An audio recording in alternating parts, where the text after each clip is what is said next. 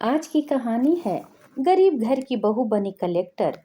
एक बच्ची की माँ नहीं थी। सौतेली माँ उस बच्ची से हर काम करवाती थी।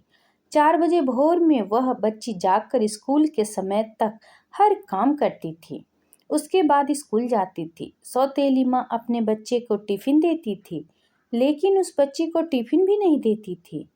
लेकिन बच्ची को कोई एतराज नहीं था। पिता कभी महीने में कमाकर घर आता था। उस बच्ची की सौतेली माँ काफी मान सम्मान करने लगती थी। पिता के जाने के बाद फिर वही कार्य करवाती थी। बच्ची पढ़ने में तेज थी, धीरे धीरे बड़ी हो गई। पिता को विवाह की चिंता सताने लगी। एक दिन लड़की के पिताजी बिटिया की शादी का जिक्र कर दी। सौतेली माँ ने कहा, हमारे रिश्ते में एक लड़का है, दहेज भी नहीं लेगा, थोड़ा गरीब है, परिवार ठीक है। लड़की चूंकि पढ़ना चाह रही थी, लेकिन जबरदस्ती मंदिर में विवाह करके उसे उसके ससुराल भेज दी। लड़की जब ससुराल गई, उसे अपनी बदनसीब किस्मत सोचकर कुछ बोल नहीं, लेकिन लड़की ने कहा कि आप बुरा न मानो तो एक बात कहें। वह बोली कि आपके साथ जीवन भर रहना है, आप जो कहेंगे हम मानेंगे। लड़का बोला, जहाँ से पढ़ाई छोड़ी है वहीं से आप शुरू कर दीजिए। हम गरीब जरूर हैं, लेकिन गवार नहीं। लड़की अपने पति का पैर पकड़कर फपक कर रो पड़ी। लड़का दिन रात मेहनत करने लगा। लड़की दिन रात पढ़ाई में मन लगाती। लड़की एक बड़े शहर में रहकर आईएएस की तैयारी करने लगी। लड़का कमा कमा कर पैसा देने चला जाता था। लड़कियों के हॉस्टल के बाहर मिलकर पैसा दे देता था और फिर पुनः घर वापस चला आता था। लड़की आईएएस में सेलेक्ट हो गई। वह आईएएस की ट्रेनिंग पर चली गई और किसी दूसरे प्रदेश में डीएम बन गई। संयोग से लड़का पता लगाकर जब वहां पहुंचा तो लड़की की सारी व्यवस्था देखकर लड़का खुद शर्मिंदा खाने लगा और मन बना लिया कि हम खुद इनके जिंदगी से दूर हो जाएंगे। लड़के की माँ की तबीयत खराब थी। लड़का हफ्ते भर से मिलने के लिए प्रयास कर रहा था, लेकिन कोई मिलने नहीं दिया। ठंड का मौसम था। डीएम साहिबा का कंबल वितरण का होल्डिंग लगा था।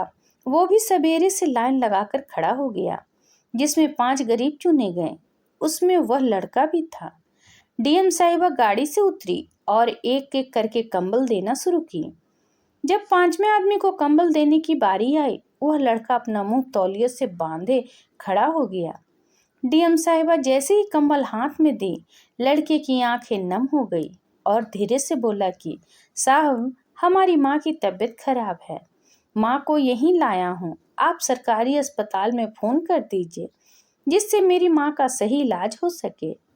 डीएम साहिबा आवाज़ को पहचान ली और हाथ पर पकड़कर फपक कर रो पड़ी और बोली कि आप कब आए, मुझे बताए क्यों नहीं? माँ जी कहाँ हैं? उसने इशारा किया। इतने में वह खुद चल दी। अपनी गाड़ी में सबको बिठाई, अपनी आवास ले गई। तत्काल सबके ठंडक के कपड़े खरीद कर लाई। लड़का बोला कि आप बहुत बड़ी अधिकारी हो गई हैं। तो वह बोली कि तो क्या हुआ, आप हमारे पति थे और हैं। आप लोग को हम कैसे भूल जाएंगे? आप मेरे लिए दिन रात मेहनत किए। आपकी ही देन है कि मैं यहाँ खड़ी हूँ। यह सुन लड़के की आंखें नम हो गई। इतने में डीएम साहिबा भी अपनी आंखों के आंसू रोक न पाई और अपने पति के गले सिमट कर रो पड़ी और अपने परिवार के साथ रहने लगी। इतने बड़े उच्च अधिकारी होने के बावजूद भी अपने पति और अपने परिवार को पहचानने में देर नहीं की। क्या डीएम साहिबा ने सही की? इस पर आपकी क्या राय है? कमेंट करके जरूर बताइएगा। अगर पसंद आया तो प्लीज़ लाइक एंड सब्सक्राइब करना ना भूलें। इसी तरह और भी कहानी सुनने के लिए कृपया बेल आइकन बटन को दबाना ना भूलें। वीडियो देखने के लिए आपका बहुत बहुत धन्यवाद।